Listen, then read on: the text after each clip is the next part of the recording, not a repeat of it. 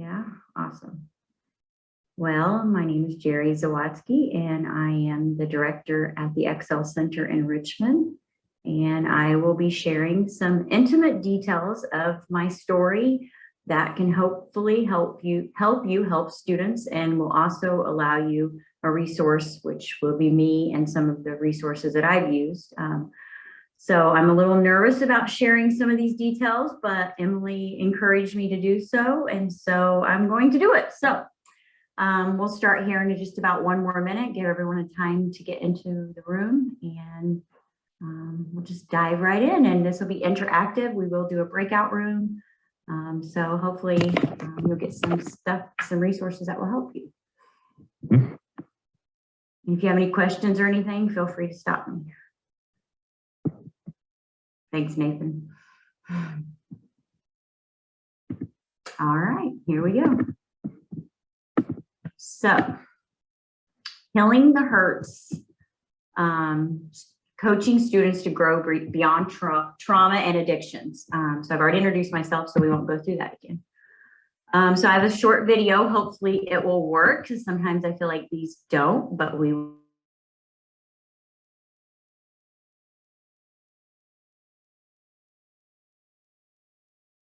mute yourself.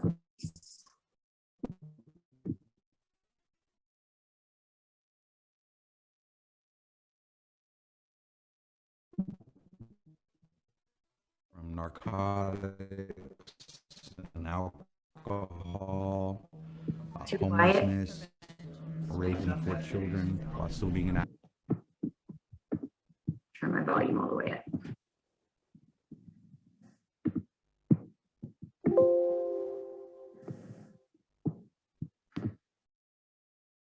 From narcotics. Good. From narcotics and alcohol, being an active addiction. I don't think the right overdose prevention would just change. Because if you know what's in your body, you might use less and you might stay alive. So an investigation started in 2015 as a result of a complaint under the state attorney general.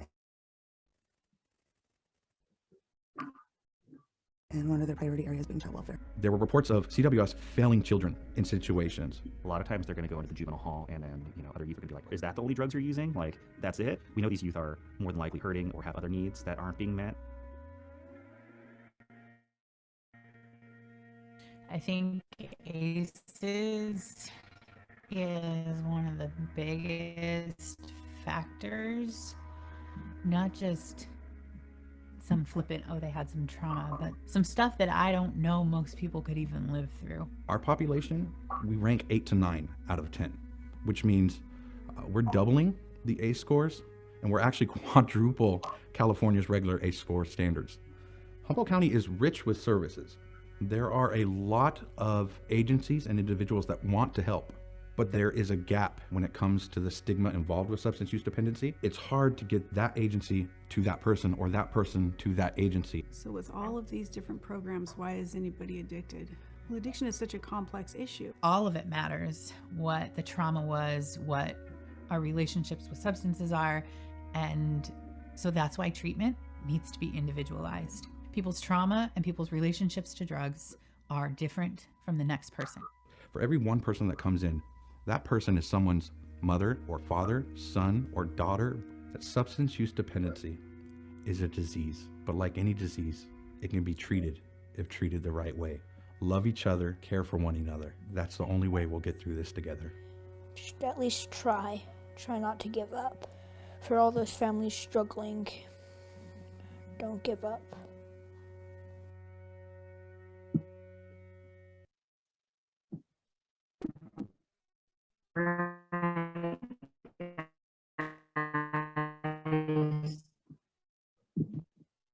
So hopefully that video, you guys could all hear that. From narcotics.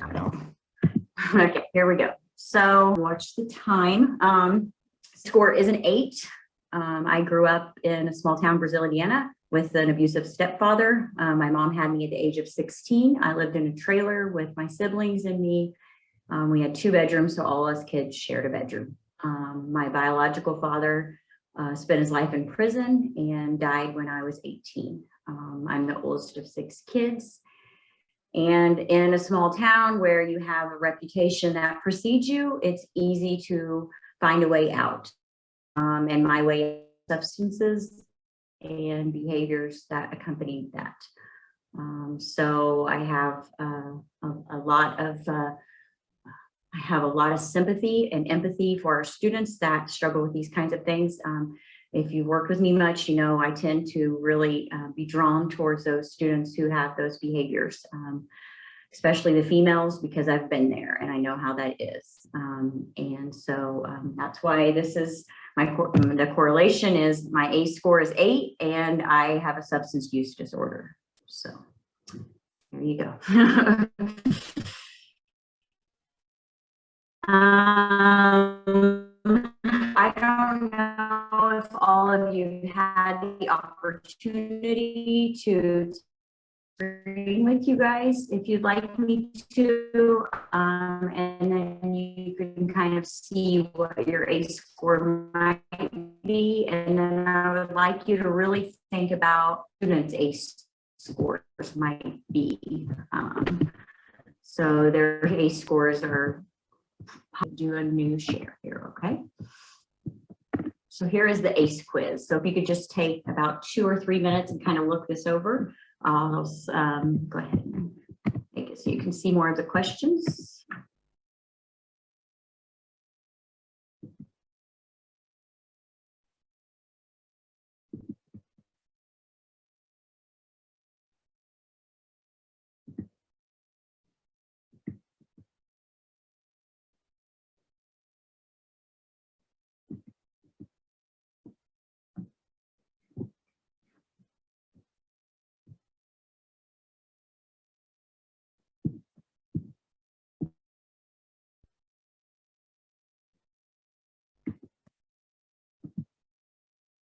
Let's chat a little bit. Who has had the opportunity to take the ACE quiz before? Okay, I'm seeing some hands. Feel free to share out if you'd like as well. If it resonated with you in some way, and as the question said, you know, what do you think our students' ACE scores tend to be? Do you think they tend to be higher than ours? From my observations, no. I've been using it in my psychology class, actually, not as a requirement, but just as, you know, here, take this if you're interested. And the response I'm getting is, you know, I was shocked when I first took it about 10 years ago at the number of people that were teaching at my school we all had high ACE scores. And I was like, wow, and we're all but I found through the years, because I've had to take it, you know, at different places that I've taught, that a lot of teachers have really high ACE scores. And I think that might be part of the reason that we're in the professions we're in. Yes, I can agree with that, especially at the Excel Center, right? Thank you, Melissa. Yeah, I just came from a workshop and she talked about how we're kind of social workers with education, right? Not education. So yeah, absolutely, Melissa. Thank you for sharing that. I appreciate that. Anyone else like to share?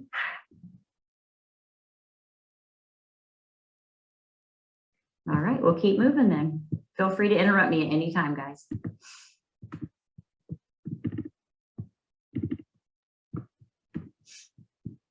All right. So think about how a student's ACE score could impact your classroom, right? So oftentimes our students have high ACE scores, and not only from previous, but they're living it too. So like Melissa and I might be able to say, yes, we have a high ACE score, but we've overcome a lot of things, right? And we're learning coping skills and things like that. And a lot of our students, I think it's important for us to remember that they aren't where we are, right? The CDC, this is a quote from them, and what it's basically saying is something we of course know to be true, but people that are not white, right, their ACE scores can be higher. And it's important that we remember that people that don't, have our same experiences, they see life through a different lens. So, 1 in 6 adults experience 4 or more ACEs. And then like Melissa had shared, a lot of educators, especially with the Excel Center, I think a lot of us have even higher ACEs than that. So, and then these kinds of scores also lead to mental and physical health and dependency. And that's what we're diving into today, is that, if your life is hard, really hard, it's easier, from my experience, at least it was for me, to find my crowd, to find my solace in substances. And so, I think it's just really important that we remember that as our students are coming in, and they might smell like marijuana, right? They might still smell like alcohol from the night before. I think it's important for us to remember that sometimes life is really tough, and the best we have that day is smoking before school. And is that the best choice? No. And does that mean we don't have a conversation with them? Of course we have a conversation with them. But I think it's just important that we understand that they aren't living where we are, right? Their bills may not be paid. They may not know where they're sleeping that night. They may not have had clean clothes. The smell could be from 2 days before. They may not have had a washer and dryer like we might have to make sure they had clean clothes to get to school the next day and not smell like drugs or alcohol. So when you're living in that, especially in those adverse childhood experiences, when you're going home and it's loud and people are yelling at you and it's violent and there's substance use happening in your home, right? It's harder to make friends and maintain relationships. And I can speak from my own experience. I brought some friends home when I was a kid at 6th grade, and, we were poor. We had a lot of dirty laundry, and this is really hard to admit, but we had cockroaches. And this other child my age, went back to school and told everyone that, right? And so then those friendships were negated. And so that's, I got angry, and I went to middle school the next year. I don't need friends like that, right? So these, like I said, the other group was easier to hang out with because they were living the same kind of life I was. And so that's what our students are dealing with. And that's why they come to us a lot of times. They're coming to us because they went to high school and they didn't have the right clothes. They didn't have the right car. They didn't have the right parents, right. And so they're coming to us for a second chance. And luckily, those aren't the pressures that we have at our school. But they already have these experiences from school. So I heard in a workshop earlier about talking through that. You have math anxiety. You've never felt like you fit in school. Let's talk about that. Let's work through that, because that doesn't have to be your forever story. And then as you use substances, there's things that occur, right? So you have an emotional trigger, and you have a craving. And then you use and you get temporary relief, and then you feel guilty, and then you have another emotional trigger, and this becomes a cycle. So I know several students that I've made connections with who try really hard to get clean and sober, and these things happen, and it's easy to just keep going back around the wheel. But there is help, and there is resources in our community. Stigma, am I here still? It says my connection's unstable.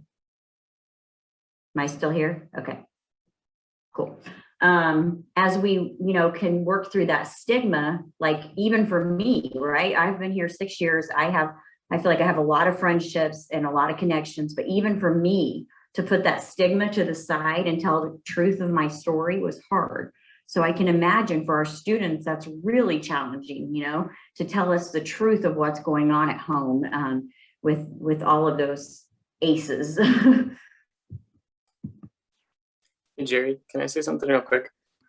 Please, yes. I think that ACEs, like, part of what I find interesting about it is, I was talking about this yesterday with some people down at corporate, and they were saying, we were just talking about, like, with a plant, when if a plant grows differently or things like that, it might lack nutrients or need support. And a lot of times we don't blame the plant for not growing the way that, like you said, quote unquote, it should. but we very easily do that with people. We don't say, oh, maybe they just need a little extra support, or they didn't get some nutrients when they're younger, so now they need some more help now. And it just kind of confuses me how we can make those distinctions between plants but not people, when people might be a little more important. Right, maybe, right. Yes, so true, right? And thank you for sharing that, because I completely agree with that. We do that, right? We want people to act a certain way, whether it's our kids, our spouse, our students, our coworkers, you know, we want people to act a certain way. But you're right, if we haven't had the nutrients that we need to grow and be our best selves, then how can anyone expect that from us, right? We don't all come in this world in the same playing field, unfortunately. Does anyone else have any comments or they'd like to make? I don't want this to just be me talking, of course.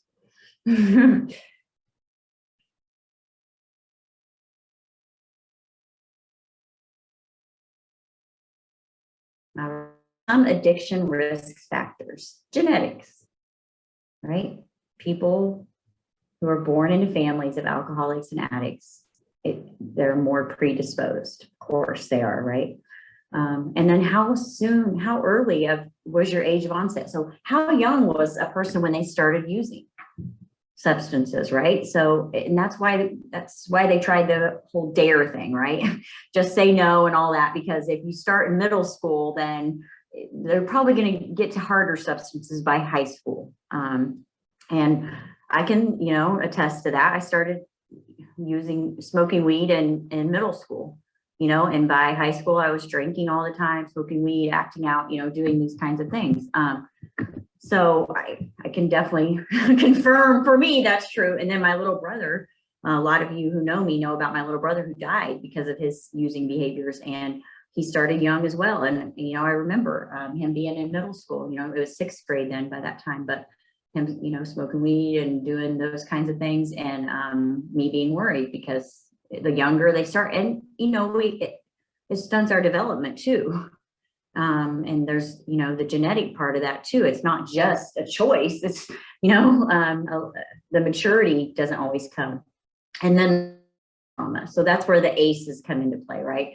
So, was there violence, sexual abuse, physical, or emotional abuse in the home, those kinds of things. And then, do we have learning disorders? Do they grow up with ADD or ADHD? A lot of times we're labeled when we have those kinds of struggles, right? So we're put in special classes. I remember I had to go to a certain line because I got free lunches, so, and I'm glad they don't do that anymore, that everyone's all together, but, they've come a long way, but, there's stigma always placed on people who have a different experience we have, and that's both ways. And then was there mental illness involved? Was the student depressed, bipolar, having bipolar symptoms, those kinds of things. So, but it's important to remember that all of these are risk factors for addiction, and a lot of these our students have experienced. And then why would they not look for a way out? I mean, if you're in pain, don't you want a way out, right? Okay. And then, so who's heard of Maslow and Bloom? Can anyone share on that? So I'm just not, yeah. Carolyn, would you share on that a little bit? Sure. Sure. Maslow talks about your hierarchy of needs, that basically you need your basic needs. You have to feel safe. You have to have food. You have to, have your basic sustenance, a place to live. You have to be in good health before you can move on to worrying about making connections with people or achievement or, learning just for the sake of learning. You're not going to be interested in those things until those other more basic needs are met. That it's a foundation kind of thing. Whereas Bloom, these are all our wonderful things that we tie to educational objectives, and we want higher order thinking. But oftentimes, if our needs aren't met, we're not going to be able to get, sometimes not even to the no, right? Because if we're trying to survive, if we need food, if we're worried about where our next meal is going to come from, or is someone going to hit us, or is our trauma taking us back to, you know, our brain doesn't forget the trauma, and the chemicals released in our brain, if we don't feel safe, we're stuck in our amygdala, and we can't do these higher order thinking things because that's not where our brain is. So. Thank you so much. Yes. You're welcome. So virtually or physically, put your hand up if you feel like you can bloom right now.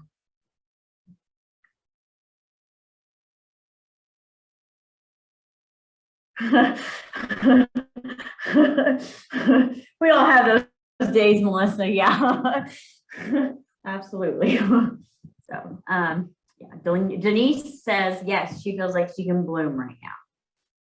Okay, let's look here. I got some hands up here. Awesome. Now, who thinks their story? There's exceptions, right? But let's say, do you think 90% of our students can bloom at this moment?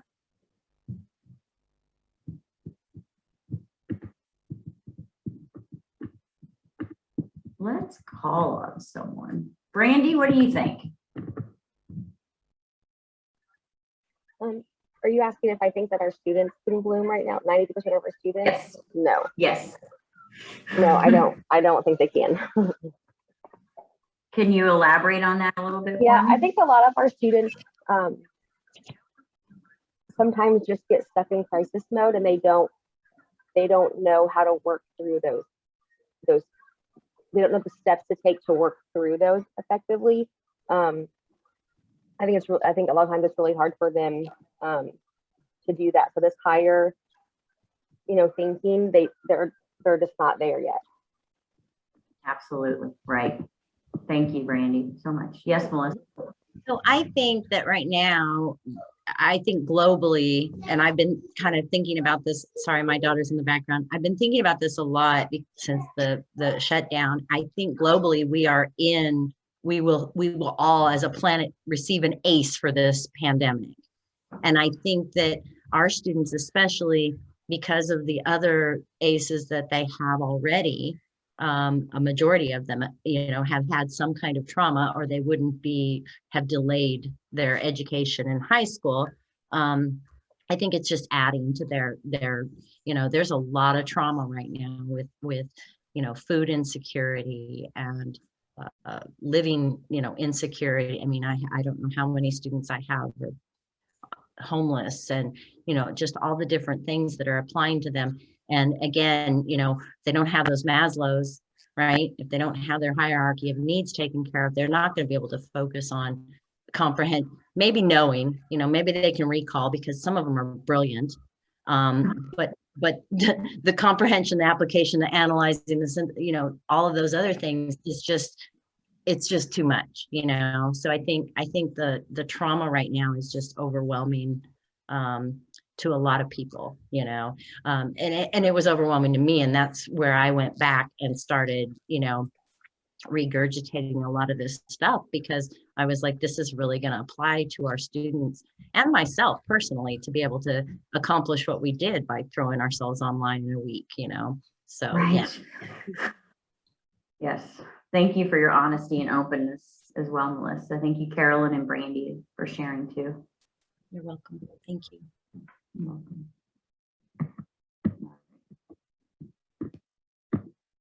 So I want to send you guys away with some stuff. So get your phones out, take this with you, and I'm going to do the same because I need reminded of this too.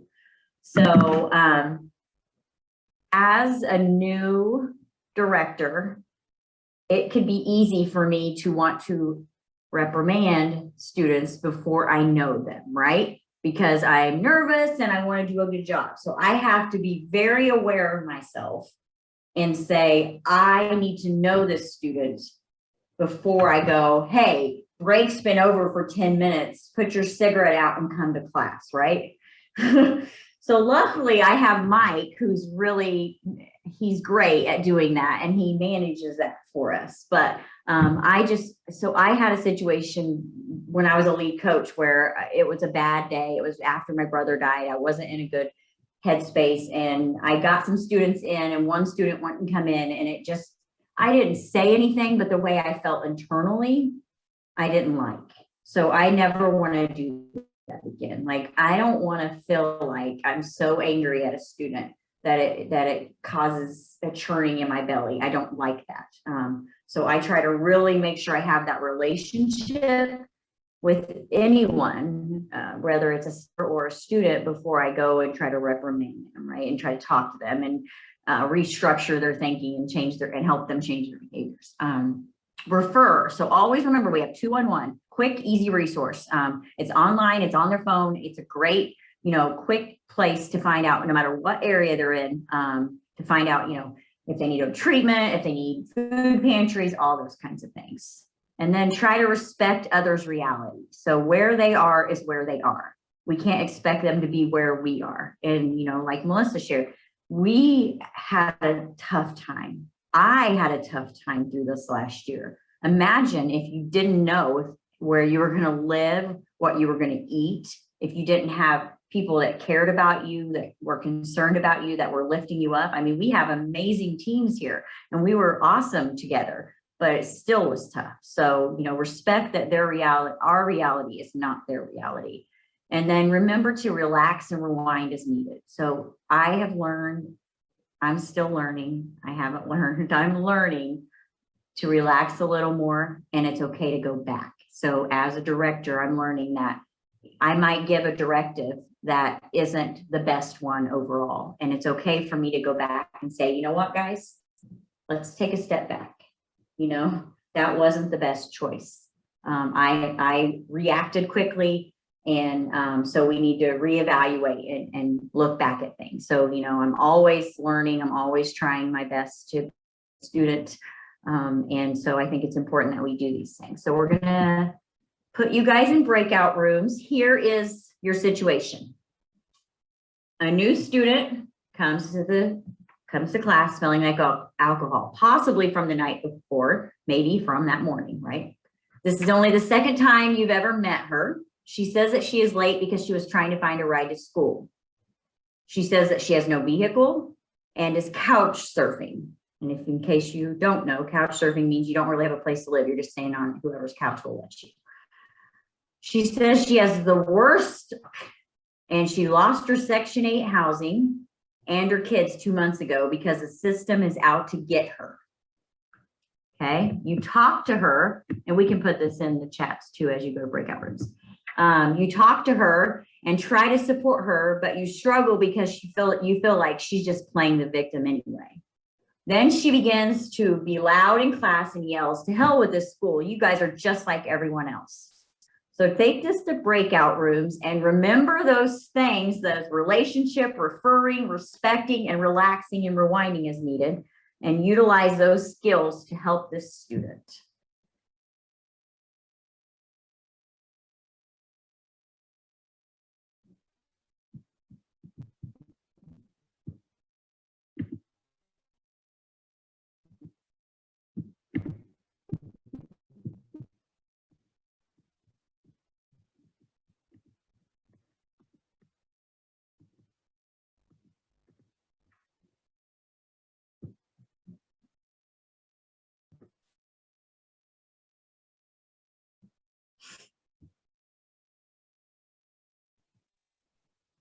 I gave him 10 minutes, but you tell me what you want to pull back on. Perfect.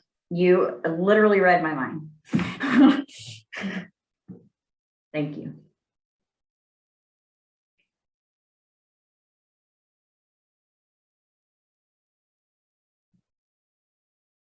Did you hear me get in trouble? I was at my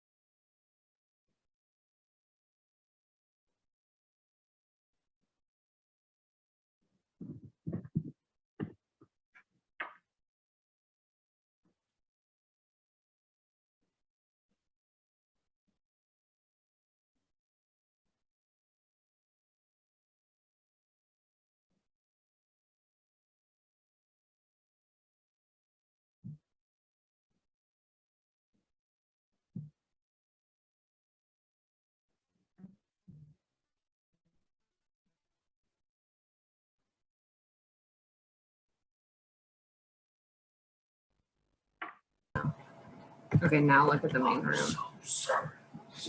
Wait, hold on. So now there's like all these people in here.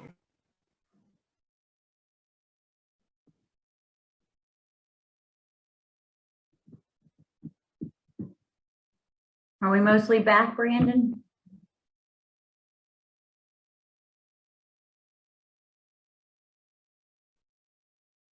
All right, guys. So can someone share out what your group discussed and how you would handle this situation, which I'm sure we've dealt with?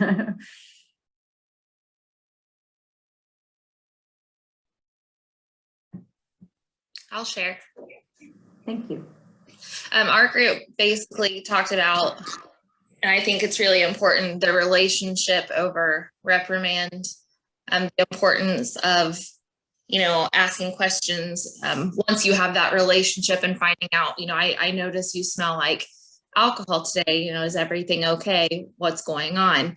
And then once you have that relationship and you have that open dialogue and you have that trust, then you can offer support and offer maybe assistance from an outside resource.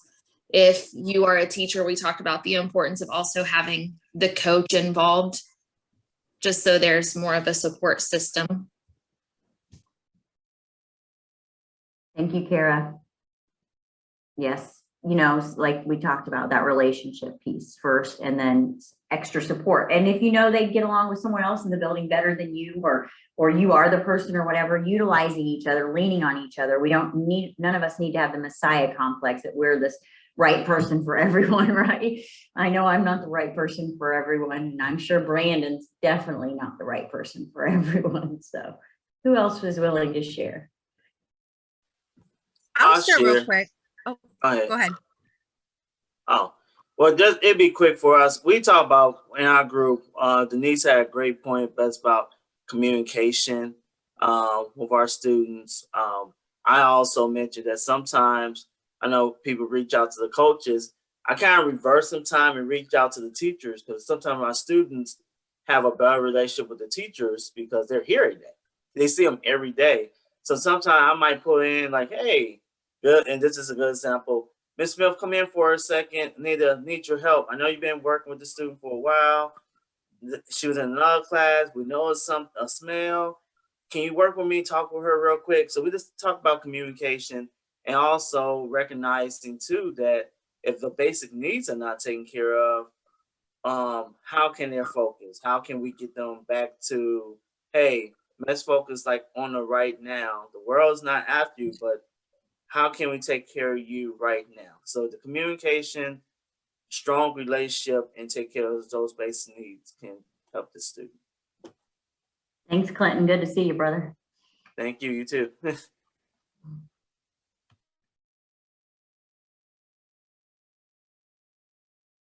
Someone was about to share right when Clinton did. Could that person share now? Yeah, it was me.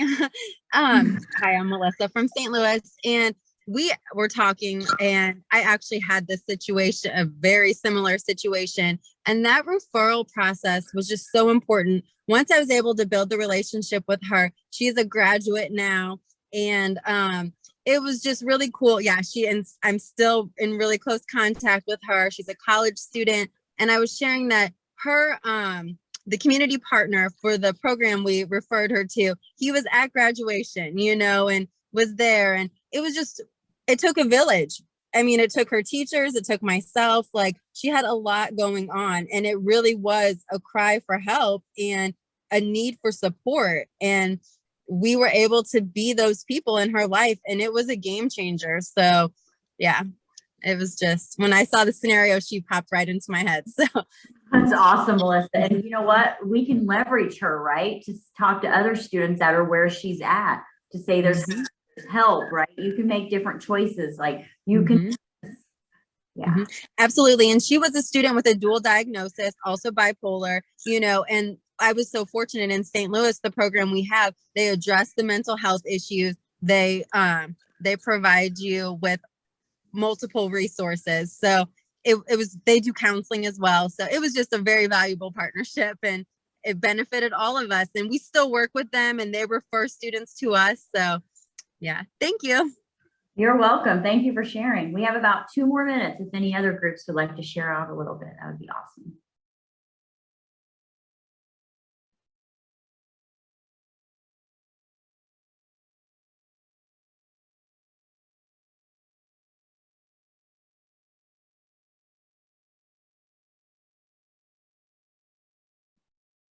Everyone's tired because we had lunch and we still have several more hours to go, don't we?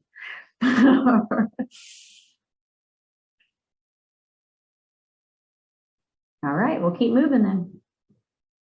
I hope that was enough wait time. I think Corinne's on the call, so if it wasn't, Corinne, you tell me next time.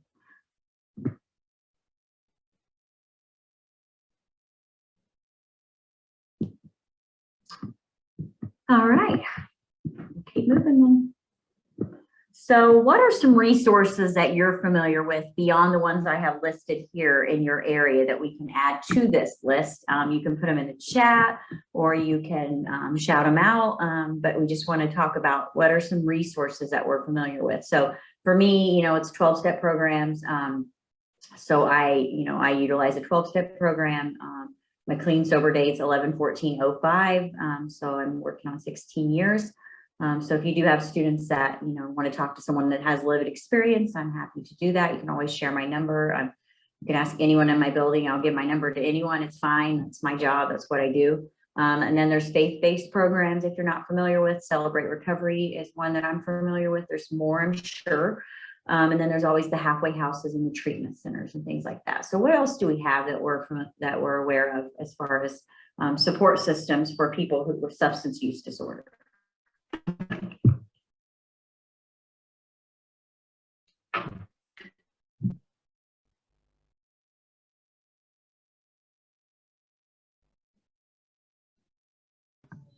Our life coach, I don't have the resource sheet, but our life coaches have like a 3-page list of resources in our area. And so if there's ever anything we need, we can turn to our life coaches and they will address it, and shoot the students resources if they're interested. And of course we, because when we started, the teachers were doing intakes and everything as well, so you get to know your students. It's a little bit different now because of the online. So it's a little bit harder to people aren't as willing to communicate online or through text message or email some of the things that they might tell you in person. So I think that makes a little bit of a difference, but there's, we have between all of us, there's so many different, places and referrals and things that we can do. So I'm hearing in the chats over here, family guidance centers, Recover Out Loud groups, which sounds really fun. I want to learn more about that, Carolyn. And yoga therapy, as well as which also complement the 12-step programs. Yes, and there's 12-step programs with you. Yep, absolutely. Holistic centers, awesome. Smart Recovery. Immigrant Welcome Center has lots of resources. Yes, I've went to a lot of their trainings. They do have a lot of stuff. St. Louis has an amazing referral site, starthere.org. That sounds really easy to get to, doesn't it? And then Immigrant Welcome Center, AuntBertha.com. That's cool. Okay. So you can search by your zip code, but mostly for Indy. So that's cool though. You can do the Immigrant Welcome Center.AuntBertha.com. That's in the chat if you'd like that information if you're in Marion County. What questions or concerns or comments do you guys have for me? We have about 3 minutes left, so we're just going to leave this open for you guys to whatever you'd like to share at this point.